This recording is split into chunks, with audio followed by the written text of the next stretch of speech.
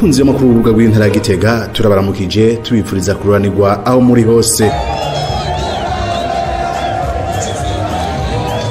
Kuri wa gatandatu igenekerezo rya munani Myandagaro umwaka wa 2020 abenegihugu mu ntara ya Gitega barongowe n'indongozi bitoreye guhera ku bashinga amateka buramatari umustanteri wa komine Gitega hamwe n'abandi bastanteri bose bo mu ntara ya Gitega eka tutibagiye n'abarongoye ubuzi butandukanye mu ntara ya Gitega bazindukiye mu bikorwa rusangi byo kubetona ubwinjiriro bwa stade Ingoma ikibuga cyo cyubakwa n'abenegihugu bwabo bo mu ntara ya Gitega imvukira n'abakunzi bayo aho ndetse kuri uyu munsi ivyo bikorwa vyawe vyatewe iteka n'abashitsi bava mu ntara zitandukanye z'igihugu cy'u Burundi bahurikiye muri groupe bise umutekano w'u Burundi tukomeze twese mu nyabune. Nyuma y'ivyo bikorwa buramatari w'intara ya Gitega Venamani Rambona yaboneyeho akajya kwereka bene gihugu abashinga amateka baheruka kwitorera ngaha mu ntara ya Gitega hamwe n'abamustanteri bose barongoye makomine y'intara ya Gitega.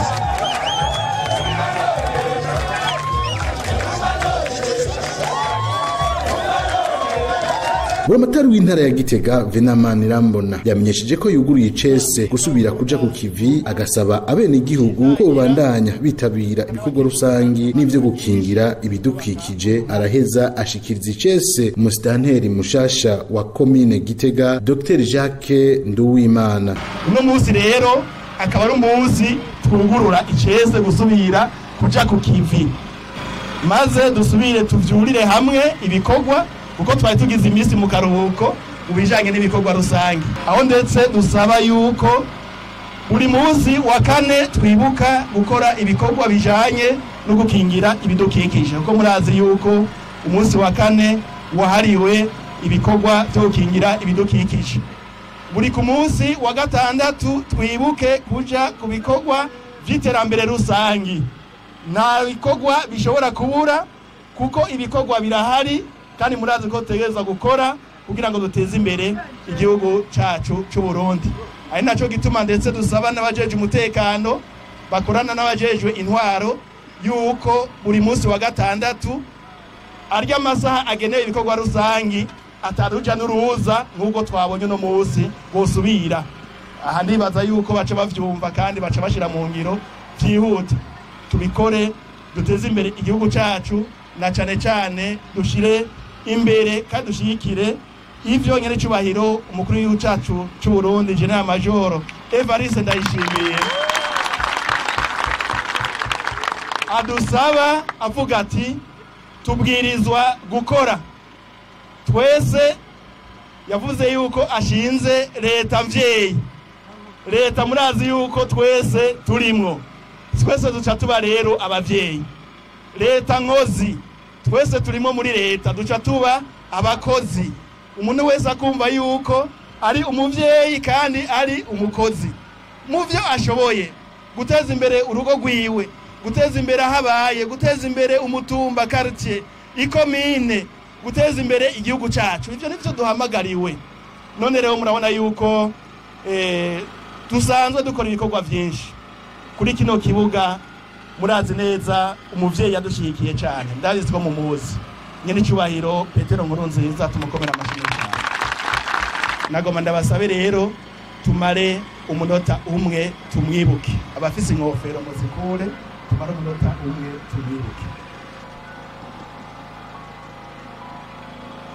Murakoze cyane.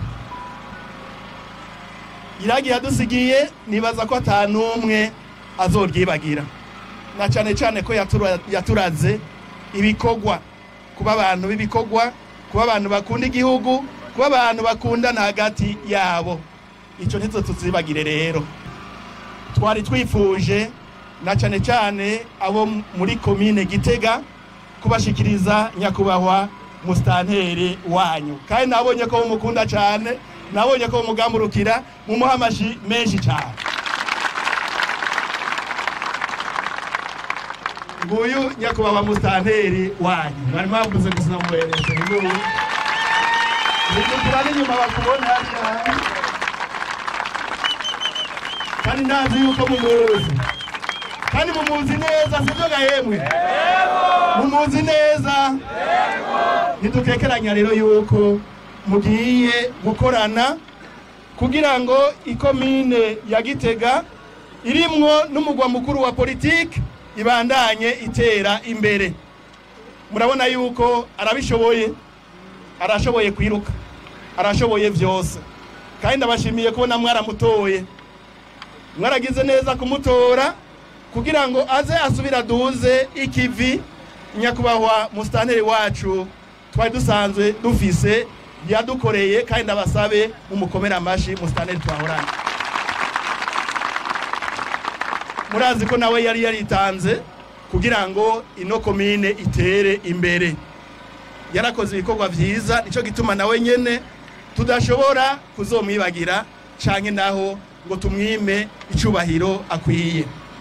None rero uyu azanye inguvu nyinshi kukubera azanye amategeko mashasha, amategeko yo muri leta mvyeyi, leta nkozi, no kuvuga ko akeneye abamushigikira. Musitanteri wa komine Gitega yakengurukiye abenegihugu bo muri komine ya Gitega ko baramwizeye bakamushira imbere, ndetse anabemera yuko agiye guhindura vyinshi, na cane cane guhindura ishusho y'igisagara ca Gitega. Ndabakengurukire ubwa mbere ko mwanyizeye mukashira imbere mu bantu bose bangaha muri komine Gitega kugira ngo ndabaje imbere mu rugamba twinjiyemwo wo kugwanya ubukene bwo guharanira iterambere. Nagomba mwikuza ubwatsi bwewe nyene kwiteka mwiteye.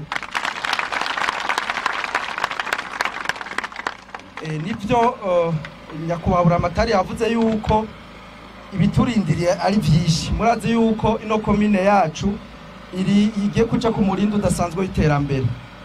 Murabona yuko ariyo iri hagati ku mutima wa kapitale politiki. Hari vyinshi rero bigomba guhinduka, haba mu by'inyubako. Murabona namwe iyo centre ville ngeri meze, ntabago mbaye ndateguza vy'ukuri abantu bafise ibibanza aho mu gisagara hagati. Dukoranye na nyakubahwa Buramatari mubona ngahashigikiye, tuzobegera hama tuje inama n'ingingo, ariko turifuza vy'ukuri ko Gitega itogumisa gutya isa uyu munsi. Muzere mutugamburukire vy'ukuri, tuzobikora mu gwa neza mu bwumvikana ntangere kandi mu kiringo kibereye mu gatari cakure. Turagomba kubona yuko umuji wa Gitega uhindutse, mugabo tutibagiye naha hanamiye igisagara, amakartie murabona atera akura, eka no amasantre yose ari kwindi mitumba.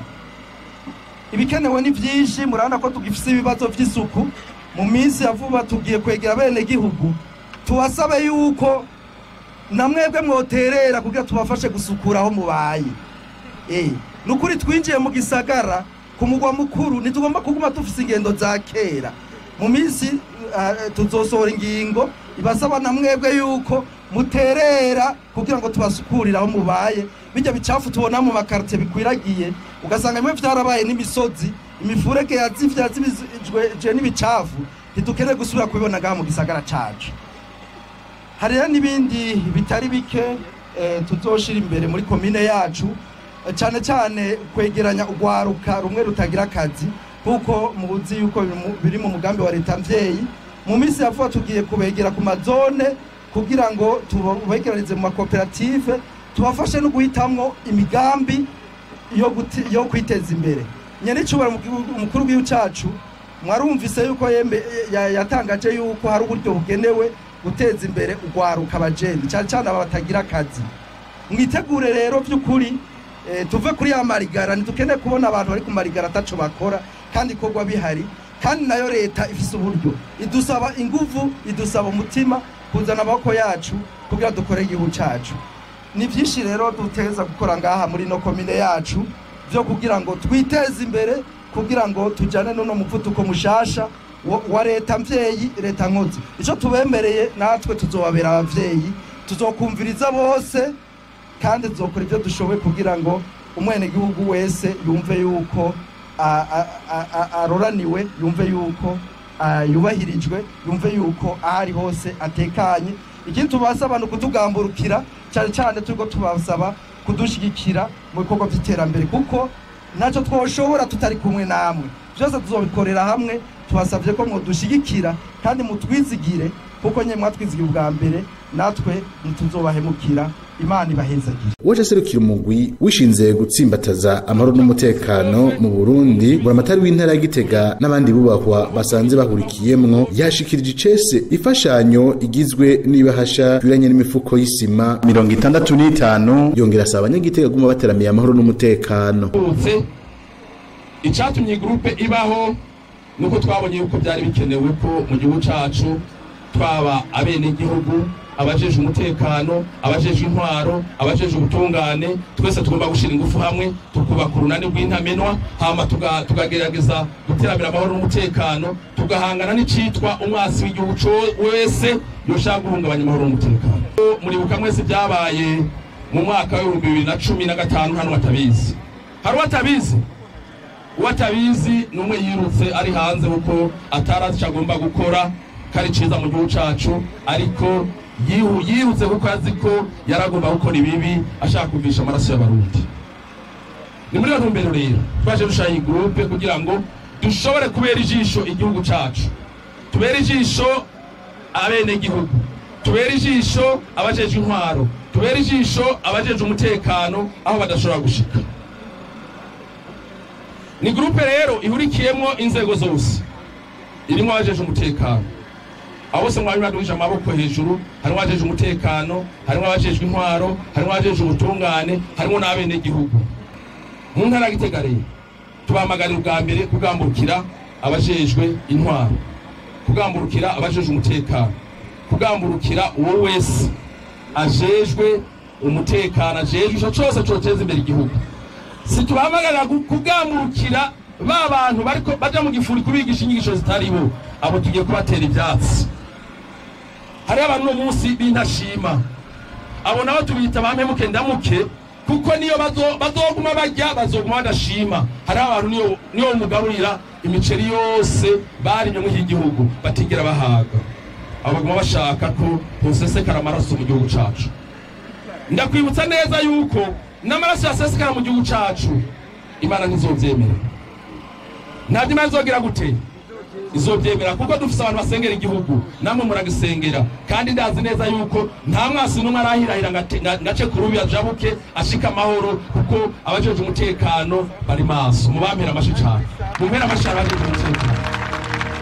Tubamenyesha kandi yuko abenegihugu bari bitavye ibyo bikorwa bashoboye guterateranya amafaranga yo kubandanya ibikorwa byo kubaka stade Ingoma, amafaranga angana 360 n'amafaranga 400 y'amafaranga y'amarundi.